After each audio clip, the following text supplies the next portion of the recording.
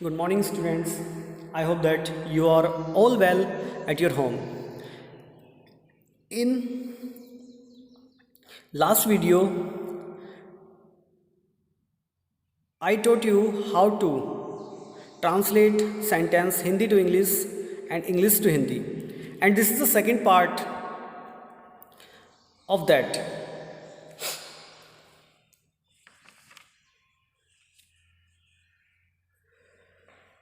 जैसा कि मैंने आप लोगों को पहले बताया था कि मेरे अनुसार आपको इन शब्दों का मीन्स लर्न करना है। As you can look here, has, have, लिया है, दिया है, चुका है, गया है। हैड लिया था, दिया था, चुकी थी, चुके थे। विल हैव, शैल हैव, लिया होगा, दिया होगा, चुके होंगे।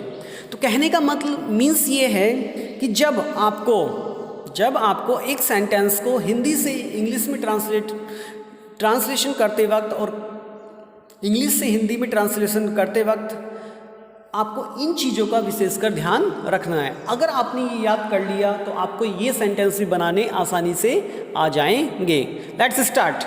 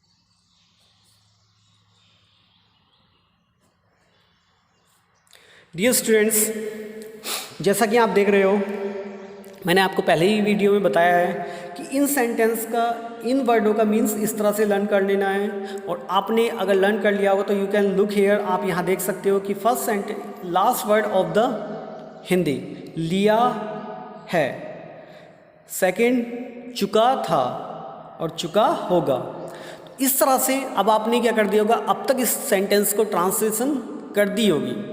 Like how will you translate? उसने मीन्स ही। क्या कर लिया होगा? खाना खा लिया होगा, तो ही, और इसमें लगाएंगे आप हैज़, हैव में से एक वर्ब। लेकिन ध्यान रखना कि इन सभी के साथ वर्ब की आपको थर्ड फॉर्म का यूज़ करना होता है, सभी के साथ। तो ही के साथ आप लगाएंगे हैज़, और क्या किया है? खाना खाने का उसने काम किया है, तो आप यूज़ कर दोगे eaten. This is the third form of the verb. He has eaten the food. And next, तुम्हारे स्कूल आने से पहले वह जा चुका था। तो देखिए, मैंने आपको पहले ही बताया था कि हेड की जो कंडीशन होती है कि यहाँ दो काम का होना पाया जाता है, दो काम का होना पाया जाता है। तो आपको क्या करना है कि जो काम आपका पहले इस सेंटेंस में हुआ है उसी सेंटेंस को आप इसको ट्रांसलेट करेंगे। जैसे तुम्हारे स्कूल आने से पहले वह जा चुका था, तो इसमें पहले कौन सा काम हुआ है? वह जा चुका था, वह जा चुका था। तो आप इसको पहले इस सेंटेंस को आप बनाओगे, ही हैड गॉन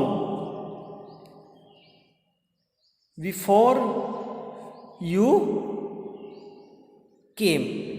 तो डियर स्टूडेंट्स, आपको ध्यान रखना है कि जो काम इस तरह के सेंटेंस में पहले हो जाता है उसको हम पहले बनाते हैं, उसी के साथ हम हेड को ऐड करते हैं। तो हमने क्या किया कि पहले काम हुआ था उसके जाने का, इसलिए हमने क्या किया, he had gone before you came. तो this is the third form and this is the second form. जब आप दूसरे सेंटेंस को ट्रांसलेट करोगे तो आपको सेकेंड फॉर्म का प्रयोग करना होगा। एंड नेक्स्ट, लास्ट है वह खाना खा चुका होगा, वह खाना खा चुका होगा। यहाँ पे लिखा हुआ नहीं है लेकिन आपको समझ जाना है कि सेंटेंस जो है वो फ्यूचर परफेक्ट कंटिन्यूस में है। तो यहाँ पे हम लिख देते हैं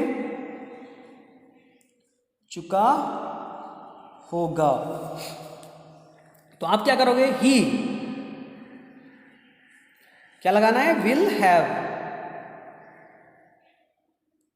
ही विल हैव, और क्या किया है उसने, खाना खाने का, EATEN, eaten द फूड।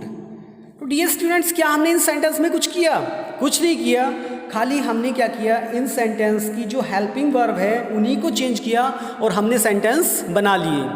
तो आपको क्या करना होगा, इसी तरह से अपने घर पर कुछ इस तरह के सेंटेंस सोचने हैं और उनको ट्रांसलेट करना है। Practice makes man perfect. If you want to practice you will not able to translate the sentence. तो आपसे रिक्वेस्ट यही है कि सारे के सारे बैठ के इनकी प्रैक्टिस कर लीजिए। 2 दिन की प्रैक्टिस है, 2 दिन की प्रैक्टिस के बाद आपको ये सारे आसानी से आ जाएंगे। Thank you.